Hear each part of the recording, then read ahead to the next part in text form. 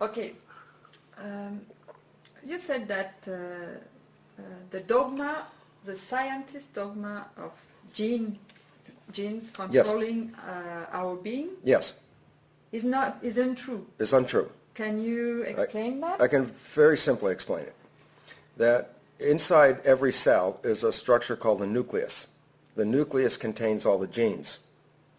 In the textbook, it says the nucleus is like the brain of the cell because the genes control the cell. That's the belief. And if all the genes are in this structure, then that structure contains all the control. So we talk about the nucleus as the brain. A simple understanding is if I have an animal and I take its brain out and throw it away, the animal will die instantly. Okay, if the genes and the nucleus are the brain of the cell, if I take the nucleus out and throw it away, the cell will die right away. But when I do the experiment and remove the genes, the cells stay alive. Sometimes they stay alive for 2 or more months with no genes. And so the question is, how can the genes be controlling the cell when there are no genes in there, but the cell still has control? And the answer is because the genes are not controlling the cell. Number one. Number two, in order for genes to control a cell, you need, it's estimated, 150, 200,000 genes to make a human. And yet, the human only has 25,000 genes. We only have like a small number of genes, not enough. So again, it says there's just not enough genes to control life. So both of those together, take the genes and throw them away and the life is still there, or count the genes, and you'll find genes cannot be the source of the control. So what is the source of the control? Well, that was the research and the experiments that I was working on in cloning cells. That means, culturing them in a tissue culture dish. Revealed that the environment was controlling the behavior of the cells. The environment was controlling which genes were being expressed. So life was actually designed to become a complement to the environment. Life was made in the image of the environment. Does that make sense, I hope? The point is that the environment, if I put the cells in my culture dish, if I put them in this environment with a different culture medium, they become muscle cells. But I take the same cells and put them in this other environment with a different medium, and they become brain cells. Or, as a third, I can put them in a third environment. Same cells, but put them in a different environment, and they become bone cells. And the issue is, why did a cell become muscle, or why did it become bone, or why did it become nerve? And the answer is, it wasn't a program inside the cell. It was a response to the environment. So the genes give us potentials, but which genes are going to be used and which are going to be active are not programmed in the genes. It's a response to the environment. If I put the cells in a healthy environment, they grow and they thrive. But if I take the same cells and put it in a poor environment, they get very sick and they actually stop dividing and they stop growing. So the control wasn't inside the cell.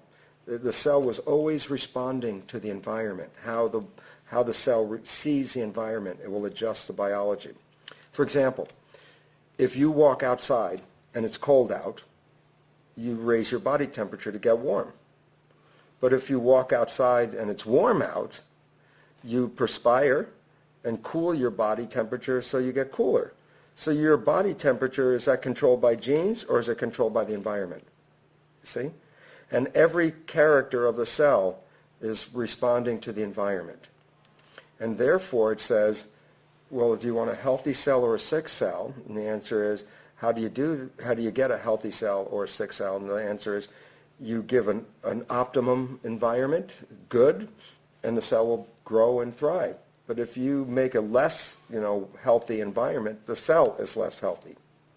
So when it comes to a baby, you put the baby in a good environment that supports it, it will grow and it will thrive. But if you threaten the baby, put it in a stressful environment or some, toxic environment, the baby will respond to the environment, and it will not be as well. It will end up being a sick or a pathology, a malady. See, so the issue is, it wasn't the genes. The genes only give us potentials. But all of us have genes to give us potentials to be healthy or sick. So rather than if somebody gets sick, the way we think now is, oh, there's something wrong with their biology. And the answer is, no, there's nothing wrong with the biology. It's just the biology responding to that kind of environment.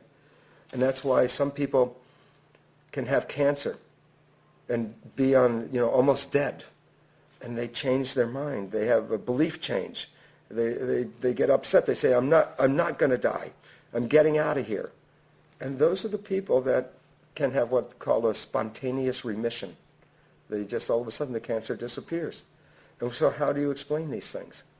The answer is not by putting a program on the inside, but recognizing we were always designed to adapt to whatever the environment is. So the environment, and of course that leads to a very important understanding in child development of what environment are you providing to this child. And what kind of things you include in the environment notion? Okay, the things that influence us from the environment, number one, is chemistry, first of all. This is a nutrition. If you eat healthy foods without contaminated chemicals and drugs in the food, then you're taking in a healthy environment. But if I pollute the environment with toxins, then those toxins are going to alter the development of my child. Okay, so nutrition is very important. But the experiences of the parent in the world that they live in, they're responding to the world, right?